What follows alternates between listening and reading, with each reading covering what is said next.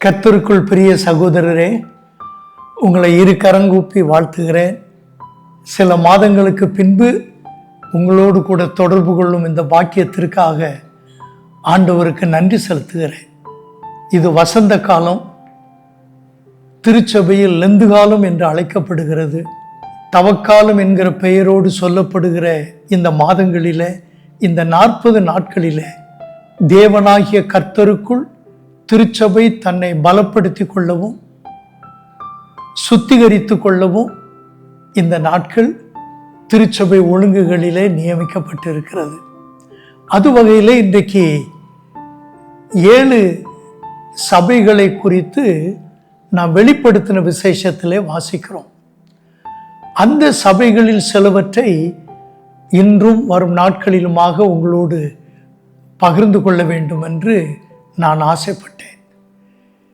இன்றைக்கு முதலாவதாக வெளிப்படுத்தின விசேஷம் 2வது அதிகாரம் 1 முதல் 7 வசனங்கள் வரைக்கும் சொல்லப்பட்டு இருக்கிற எபேசு திருச்சபையை குறித்து நாம் சிந்திக்கவிருக்கிறோம்.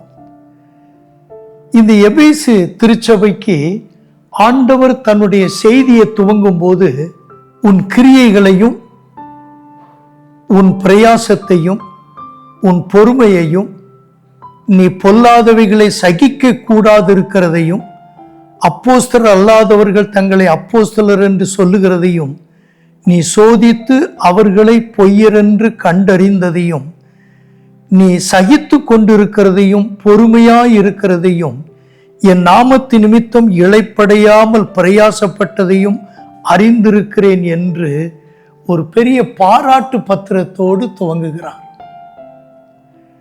அவர் எப்படிப்பட்ட ஆண்டவர்? 7 நட்சத்திரங்களை தம்முடைய வலது கரத்தில் ஏந்தி கொண்டு 7 பொன் குத்து விளக்குகளின் மத்தியில் உலாவிக் கொண்டிருக்கிறவர். அப்படிப்பட்ட பரமதேவனுடைய கண்களில எபேசு திருச்சபை இந்த 7 விதமான பாராட்டுக்களை பெற்ற திருச்சபையாக இதில் சொல்லப்பட்டு இருக்கிறது. ஆனால் அதில் இடையில என்ன சொல்லி இருக்கிறது என்றால், 4வது வசனத்துல ஆனாலும் என்று துவங்கப்படுவதை வாசிக்கிறோம். நீ ஆதியில் கொண்டிருந்த அன்பை விட்டாய் என்று உன் பேரில் எனக்கு குறைவுண்டு. ஆகையால் இன்ன நிலையிலிருந்து நீ விழுந்தாய் என்பதை நினைத்து மனம் திரும்பி ஆதியில் செய்த கிரியைகளை செய்வாயாக. இல்லாவிட்டால் நான் சீக்கிரமாய் உன்னிடத்தில் வந்து நீ மனம் திரும்பாத பட்சத்தில் உன் விளக்கு தண்டை அதனிடத்தில் நின்று நீக்கிவிடுவேன். நன்றாக துவங்கிய திருச்சபை, சிறப்பாக வளர்ந்து வந்த திருச்சபை, நல்ல குணாதிசயங்களோடு உயர்ந்த நிலையில் ஆண்டவரால் பாராட்டப்பட்ட திருச்சபை, ஆனால் ஆதியிலே கொண்டிருந்த அன்பில் குறைவுபட்டிருப்பதாக சொல்கிறார். இன்ன நிலையிலிருந்து விழுந்தாய், அல்லாவிட்டால் அன்பிலே குறைந்தாய் என்பதை உணர்ந்து நீ உன்னை சீர்படுத்திக் கொள் என்று சொல்கிறார். அப்படி அல்லாத பட்சத்திலே நான் வந்து உன் இதயத்தில் எரிந்து கொண்டிருக்கிற தீபத்தையோ உன் வாழ்வுக்கு ஒளியேற்றும் ஆவியானவரினுடைய அருளையோ நான் நீக்கிவிடுவேன் என்பது போல இங்கே சொல்கிறார். திருச்சபை என்றால் என்ன? நீங்களும் நானும் தானே. அப்படி என்றால் இந்த செய்தி யாருக்கு? உங்களுக்கும் எனக்கும் தானே. என்ன நிலையிலிருந்து விழுந்தேன் என்பதை இன்றைக்கு நான் உணர்ந்து ஒத்துக்கொள்ளாவிட்டால், இதை கேட்கிற நீங்களும் உணர்ந்து ஒத்துக்கொள்ளாவிட்டால், நம்முடைய வாழ்வில எதிர்காலம் சூனியமாகிவிடும்.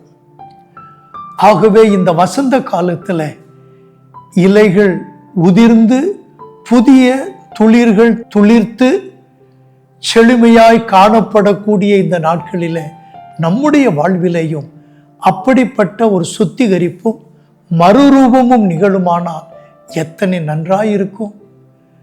ஜெயம் கொள்ளுகிறவன் என்று கடைசியில் என்ன சொல்லி இருக்கிறது பாருங்கள். 7வது வசனத்தில், ஜெயம் கொள்ளுகிறவன் எவனோ அவனுக்கு தேவனுடைய பரதேசின் மத்தியில் இருக்கிற ஜீவ விருட்சத்தின் கனியை புசிக்க கொடுப்பேன் ஜெயம் கொள்ளுகிறவன்.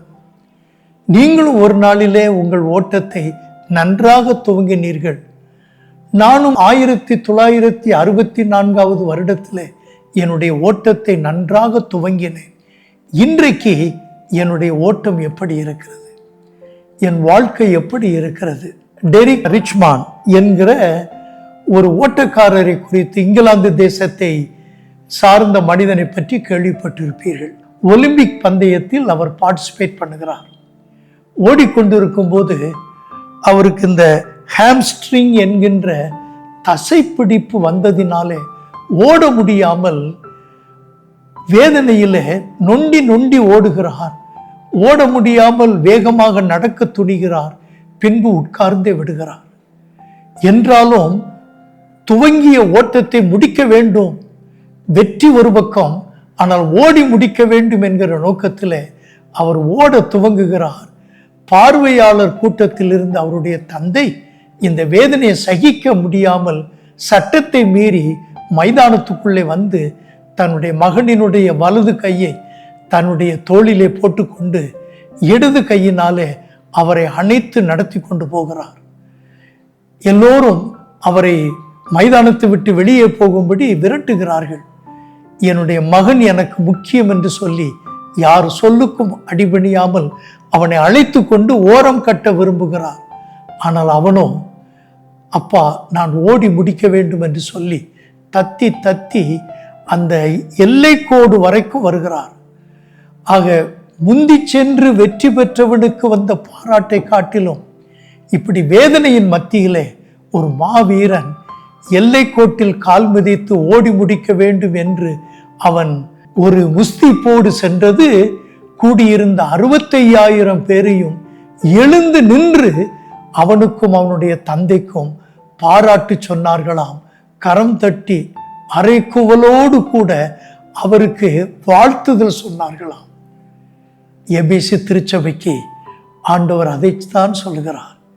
எந்த இடத்தில் நீ விழுந்தாய், என்ன பிரச்சனை உனக்கு, உன்னுடைய பலவீனம் என்ன, இதை அறிந்து அதை சீர்படுத்தி பழைய அன்பை புதுப்பித்துக்கொள், பழைய கிரியைகளை நடப்பிக்க துவங்கு, தேவனுடைய நாமத்தை மகிமைப்படுத்து.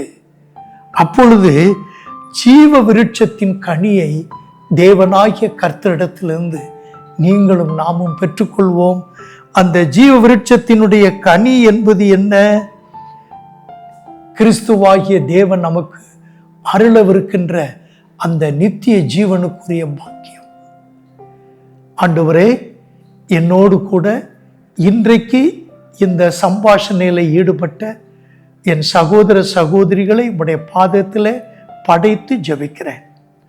நானும் அவர்களுமாக எபேசு திருச்சபையை போல ஆதி அன்பை நாங்கள் புதுப்பித்து கொள்ளவும், எங்களை பின்னுக்கு இழுத்த பாரமான காரியங்களை நாங்கள் தவிர்த்து உம்முடைய சமூகத்திலே அர்ப்பணம் செய்து எங்களுடைய வாழ்வினை புதுப்பித்து கொள்ளவும், வசந்த காலத்தில் ஆண்டவரே பசுமையாக உம்முடைய நாமத்தை மகிமைப்படுத்துகின்ற ஜீவனுள்ள வாழ்க்கையாக எங்களுடைய வாழ்வினை அமைத்து கொள்ளவும் உதவி செய்யும். இயேசுவின் நாமத்தில் ஜெபிக்கிறோம் நல்ல பிதாவே, ஆமென். அனைவருக்கும் கிறிஸ்து